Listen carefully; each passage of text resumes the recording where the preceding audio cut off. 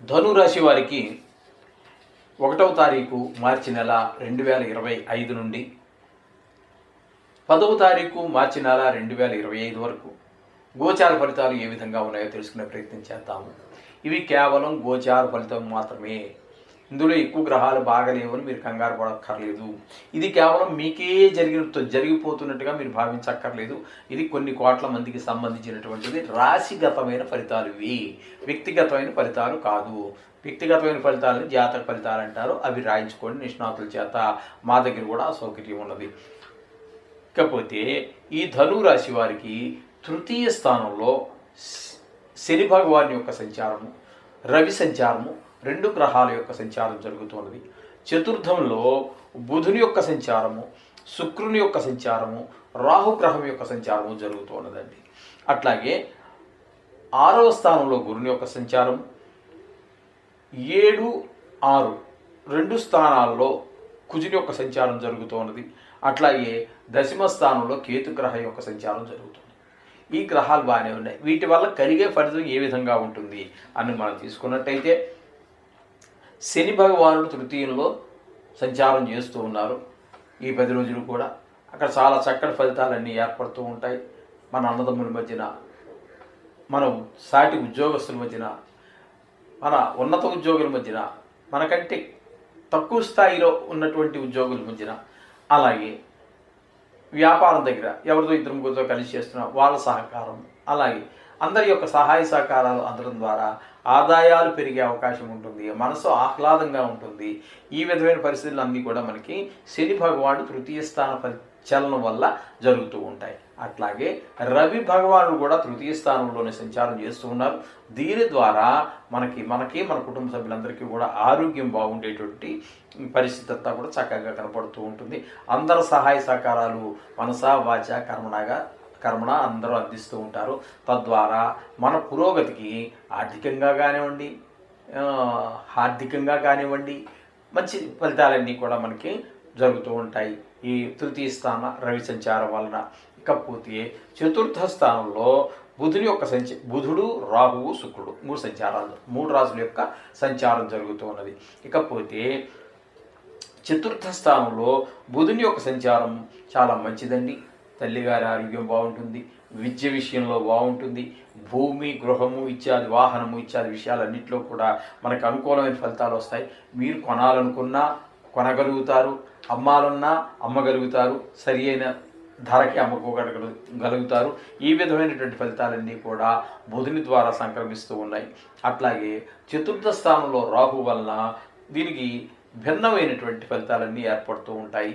అలాగే అమ్మగారి ఆరోగ్య విషయంలో కొంచెం ఇబ్బంది ఉంటుంది, విద్య విషయంలో కొంచెం వెనకబడిపోవడం జరుగుతూ ఉంటుంది. అలాగే భూమి, గృహము, వాహనము ఇత్యాదులు ఏవైతే ఉన్నాయో అవన్నిటి విషయాల్లో కూడా కొంచెం బుధుడు ఇందాక మనం ముందుకు తీసుకెళ్తాడు అనుకున్నాం కదండి, ఈయన వెనక్కి లాగబెడుతూ ఉంటారు. అట్లాగే శుక్రుని యొక్క సంచారం తీసుకున్నట్టయితే చతుర్థ స్థానంలో ఒక్క రోజు మాత్రం ఉండి మిగతా రోజులన్నీ కూడా తృతీయ స్థాన ఫలితాలను ఇవ్వడం ద్వారా ఈయన 2 స్థానాల్లోనూ మొత్తం మీద ఈ 10 రోజులు కూడా ఏ స్థానంలో ఉన్నప్పటికీ కూడా చాలా చక్కటి ఫలితాలు ఇస్తారు. అలాగే 3లో ఉన్నప్పుడు సహాయ సహకారాలు అందరివి అందటం ఒక ఎత్తైతే, ఇక చతుర్థ స్థానంలో ఉన్నప్పుడు తల్లిగారు ఆరోగ్యం బాగుండటము, విద్య విషయంలో, భూమి విషయంలో, వాహనం విషయంలో, అన్ని విషయాల్లో మీకు బాగుంటుంది. భార్యాభర్తల మధ్య అనుకూలత కూడా చాలా బాగుంటుంది. ఈ విధమైన పరిస్థితులన్నీ కూడా శుక్రుని వల్ల ఏర్పడుతూ ఉంటాయి. ఇకపోతే 6వ స్థానంలో గురు సంచారం, గురు బలం లేనట్టుగానే లెక్క. తద్వారా మనకి రోగాలు అంటే కొంచెం అనారోగ్యంగా ఏర్పడే అవకాశం ఉంటుంది. అలాగే అప్పులు చేయవలసిన పరిస్థితి ఏర్పడుతుంది. అప్పులు చేసినప్పుడే ప్రయత్నం కూడా మీకు ఫలించకపోవచ్చు 6వ స్థానంలో గురు సంచారం వల్ల. అలాగే మీరు ఎవరికైనా రుణపడి ఉన్నట్టయితే అప్పు మీ చేతిలో డబ్బులు ఉన్నాయి, ఆయనకి ఇచ్చేద్దామనే పెట్టారు, కానీ అనుకోని ఖర్చు ఏదో రావటం, లేకపోతే ఆయన ఊళ్ళో లేకపోవటం, లేకపోతే ఈ 10 రోజుల్లో మీరు ఊళ్ళో లేకపోవటం, ఇట్లా మొత్తం మీద ఆ అప్పును మీరు ఈ 10 రోజుల్లో వాటికి రుణాన్ని మీరు తీర్చలేరు, మీకు రుణము లభించదు, మీరు రుణం తీర్చుకోలేరు. ఈ విధమైన పరిస్థితులన్నీ 6వ స్థానంలో గురు యొక్క సంచారం వల్ల జరుగుతూ ఉంటాయి. ఇకపోతే కుజుని యొక్క సంచారం తీసుకున్నట్టయితే సప్తమ, షష్టమ స్థానాల్లో పాక్షికంగా 5 రోజులు అక్కడ 5 రోజులు ఇక్కడ జరుగుతుంది. ఈ 2 చోట్ల కూడా ఆయన శుభ ఫలితాలు అయితే ఏమి ఇవ్వరండి. 6వ స్థానంలో ఉన్నప్పుడు కొంచెం రోగాలు అవి ఏర్పడే అవకాశం ఉంది, గాయాలు అయ్యేటటువంటి అవకాశం ఉంది. ఇంకా 7వ స్థానంలోకి వచ్చినప్పుడు భార్యాభర్తల మధ్యన లేదా మీరు ఎవరితోనైనా కలిసి వ్యాపారం అవి భాగస్వామ్యంలో చేస్తుంటే వాళ్ళ వల్ల కొన్ని అనుకోని ఇబ్బందులు కొన్ని వచ్చి మీద పడుతూ ఉంటాయి. ఆ విధంగా కుజుని యొక్క సంచారం వల్ల ఈ విధమైన ఫలితాలు ఏర్పడుతున్నాయి. ఇకపోతే దశమస్థానంలో కేతు సంచారం తీసుకున్నట్టయితే దశమస్థానంలో కేతు సంచారం శుభ ఫలితములను ఇవ్వజాలదు. ఉద్యోగపరమైనటువంటి వ్యాపారమైనటువంటి ఇబ్బందులన్నీ ఏర్పడుతూ ఉంటాయి. వ్యాపారం ముందుకెళ్ళకపోవటం, తగినంత వ్యాపారం జరగకపోవటం, ఈ విధమైన ఫలితాలన్నీ ఉంటుంటాయి.